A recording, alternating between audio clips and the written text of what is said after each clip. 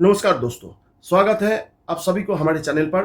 सरकारी सेवा नियमों सर्विस रूल्स को समझना कभी-कभी थोड़ा पेचीदा हो सकता है, खासकर जब हम ट्रांसफ़र के दौरान जॉइनिंग टाइम के बीच में सरकारी छुट्टियाँ आ रही हो। आज के वीडियो में हम calculation of joining time excluding follow on holidays को हल करेंगे। चाहे आप सेस या सेक्शन ऑफिसर जैसे विभागीय परीक्षाओं में डिपार्टमेंटल एग्ज़ाम की तैयारी कर रहे हो या अपने ऑफिस में एस्टेब्लिशमेंट का काम संभालते हो, ये नियम आपके लिए बेहद ज़रूरी है। चलिए इसे स्टेप बाय स्टेप समझते हैं। सबसे पहले सवाल को देख लेते हैं एक बार कि एक कर्मचारी का ट्रांसफ़र एक स्टेशन से दूसरे स्टेशन पर किया जाता है, जिसके बीच की दूरी 900 किलोमीटर है। उन्हें 3 मार्च की पूर्वाह्न मतलब फ़ोरनून को कार्यमुक्त रिलीव किया जाता है। 13 और 14 मार्च को सरकारी छुट्टियाँ मतलब हॉलीडेज़ है। आप गणना कीजिए कि उन्हें कितना जॉइनिंग टाइम मिलेगा और उन्हें ड्यूटी पर कब रिपोर्ट करना चाहिए। बहुत बड़ा सवाल है जिसमें हम लोग कन्फ्यूज़ होते हैं। इसे हल करने के लिए हमें 3 मुख्य बातों देखनी होगी। एक है ट्रांसफ़र की दूरी, दूसरा है कार्यमुक्त होने का सटीक समय और नियमों के तहत बाद में आने वाली छुट्टियाँ फॉलो ऑन हॉलीडेज़ को कैसे गिना जाता है। सेंट्रल सिविल सर्विस यानी सीसीएस जॉइनिंग टाइम रूल्स के नियम 4, 5 और 6 के अनुसार इसकी गणना इस प्रकार की जाएगी। सुन लीजिए।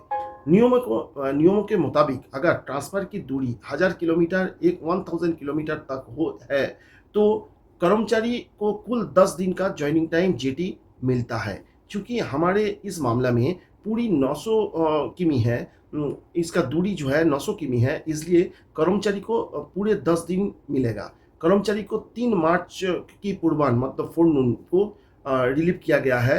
नियम कहता है कि यदि कोई कर्मचारी पूर्वाह्न फ़ोरनून में रिलीव होता है, तो उसका जॉइनिंग टाइम उसी दिन से शुरू हो जाता है। यानी इसका 10 दिनों का समय 3 मार्च से ही गिना जाएगा। अगर हम 3 मार्च से लगातार 10 दिनों की गिनती करें, जिसमें 3 मार्च और 12 मार्च वो दिन दोनों दिन ही शामिल है, तो इसका 10 दिनों का जॉइनिंग टाइम 12 मार्च को पूरा हो जाता है।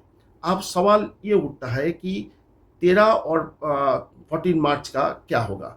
सवाल में साफ कहा गया है कि दोनों ही दिन बंद छुट्टियाँ मतलब क्लोज़ हॉलीडेज़ है।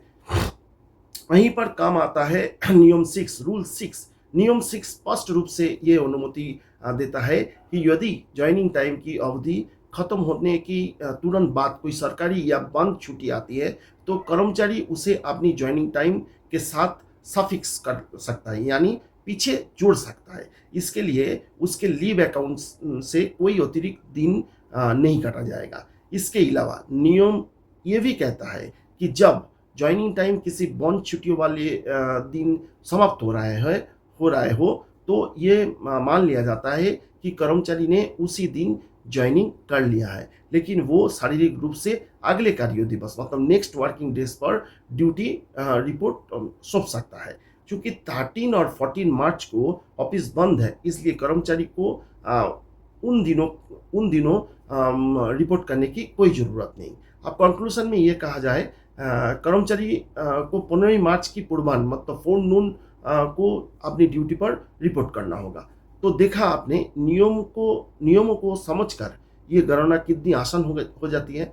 अगर आपको ये वीडियो मददगार लगा हो और इससे आपको आपके ऑफ़िस के काम या परीक्षा की तैयारी में मदद मिली हो, तो इस वीडियो को लाइक करें, अपने सहयोगियों मतलब साथियों के साथ शेयर करें और सेंट्रल गवर्नमेंट सर्विस रूल से जुड़े ऐसे ही वीडियो देखने के लिए हमारे चैनल को सब्सक्राइब जरूर करें दोस्तों। अगर आपका कोई सवाल हो तो नीचे कमेंट बॉक्स में पूछ सकते हैं। मिलते हैं अगले वीडियो में। धन्यवाद। जय हिंद।